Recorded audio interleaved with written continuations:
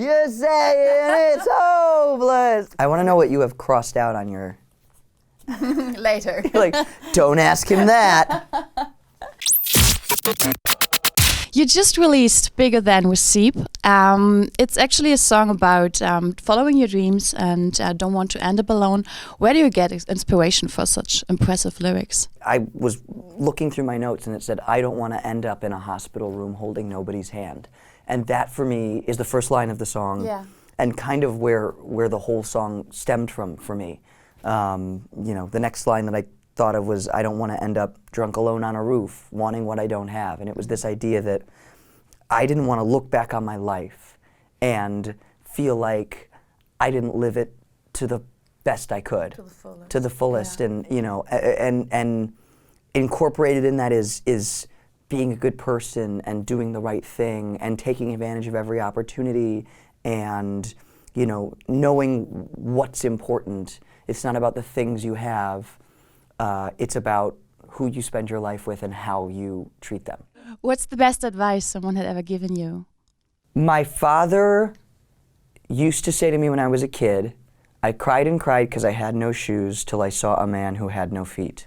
Oh. And that is something that has always stuck with me. Yeah. Yeah. When you were here the last time, we were talking about your work ethics and that it's important to work your ass off when you really want something. Yeah. So what would you suggest or advise young people who are desperate to make it in the music industry? Work with people you know, because those are the people who are going to make the best music with you. It's going to be the most authentic and the most real. And then the second one is get an internship in the music industry. One of the reasons that I had such a hard time in the past, you know, making it or getting people to take me seriously as an artist is because I wanted it so badly. Sometimes it comes across as desperate. Mm-hmm. And I think that one of the things that I've had to learn throughout the year, because I'm a type A hard worker person, is you just can't force anything. Yeah. You know, you can work your ass off, but you can't really force it all to come together. You just got to let the universe guide you towards that. And that doesn't mean be lazy, that doesn't mean like don't put in the work, but you can't force anything. What would you say, how much time do you spend on your smartphone every day? My daily average is 2 hours and 7 minutes, which is definitely not correct. And yesterday I actually made a point to not look at my phone because I took a day off from it. Yeah. So yeah, that's what happened. But 1 hour and 16 minutes of that time yesterday was on Instagram. What would you say, social media, good or bad thing?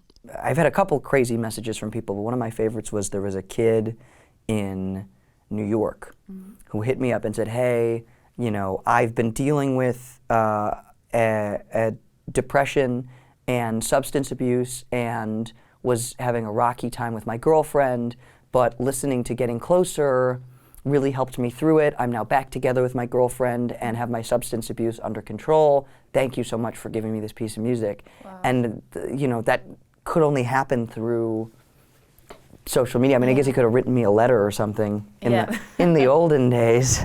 But you know, that's what I love about social media, is the ability for that connection. Okay, understand. Energy just released a campaign against hate and discrimination online. What would you suggest or advise young people who are being bullied on the internet, what they should do? I was bullied as a kid, and it just took me, you know, a couple of years to find my group of people and find the, you know, even there was a group of kids led by a guy who every week they'd exclude someone from their group. Okay. So 1 week they were excluding me, and my friends Michael and Jeremy stood up to the bully, the head of the group, and said, if you don't let him come over, then we're leaving. And the bully said, fine, then leave. And so my two friends walked 4 miles through the snow in the middle of winter to spend the night with me. And that taught me about what friendship and loyalty was at 12 years old. Yeah. And they're still my friends today. That's the best story ever. Yeah. About friendship and loyalty, definitely. Yeah. But I think it just, you know, if you're alone and you're sad and you're getting bullied, I think it just takes time. You know, I found a whole new group of friends in in high school, you know, and then I found a whole new group of friends in college, and you know, the kids who were mean and trying to bully you, they kind of just go away. Yeah, yeah, that's true. What would you say is your biggest weakness? I think I get too emotionally wrapped up in things. Like you know, like I said earlier, like that desperation, like I want it so bad, and Like overthinking and imagination. I think it can be really debilitating because I have a lot of anxiety and I have depression, and I've gotten a lot of that under control. Yeah.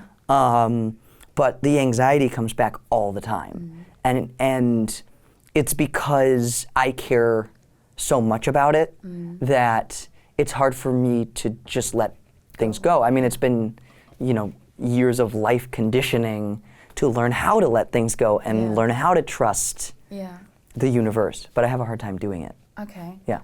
And what would you say is your secret talent? I don't know why that's so interesting to people. Do you have any crazy stories with fans? Oh, I had some girl tattoo my lyrics on her back. Or not even her lyrics, it was a saying. It was another saying that my dad said to me was, "May the best days of your past be the worst days of your future." So she tattooed her lyrics on her back. A little tough question. Yeah. Ever been drunk on stage? No, I've never been drunk on stage. I have been drunk in clubs when asked to get on stage. So technically, yes, but it was they were like very impromptu. Yeah. Like I think the last time that happened, I was in Singapore with Kygo, and we had just done our show, and we had come to the club, and he was asked to get up and spin, and then he was like, "Justin, come over and sing Stargazing," and I'm like, "I can't, I'm drunk," and he's like, "Get on the stage, Get on the stage. get on the booth." I'm like, "Okay."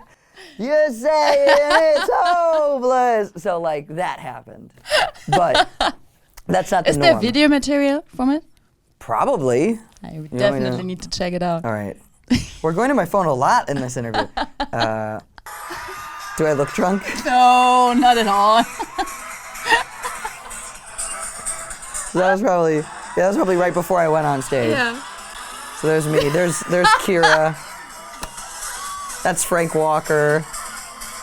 That's our whole crew. Yeah. It looks like so much Yeah. fun. Who was your girl crush when you were growing up? So the first song I ever wrote, I was 9 years old, and I wrote a song for a girl named Leah at sleepaway camp. Oh. And it went, I remember this is the first song I ever wrote. It went, "Leah, would you meet me by the pier? You bring the lettuce, and I'll bring the beer. There may be a deer, but don't you fear, 'cause I'll hold you near. We'll drink some lettuce, eat some beer, look at your rear. Oh, what a lovely rear." That is the sweetest thing. She didn't like me after that. No. She ran away. Why? I don't know. She was just shy. I think she was just shy. She was also 9 years old, so, Yeah. you know. She was probably like overwhelmed with all the emotions and stuff. Jumped into the pier, jumped into the lake. Yeah, overwhelmed. And never seen again. Never seen again. I never got Left the country. left the country. Got a new name. Got a new name. I never saw Leah again. Yeah, facing rejection my entire life. No.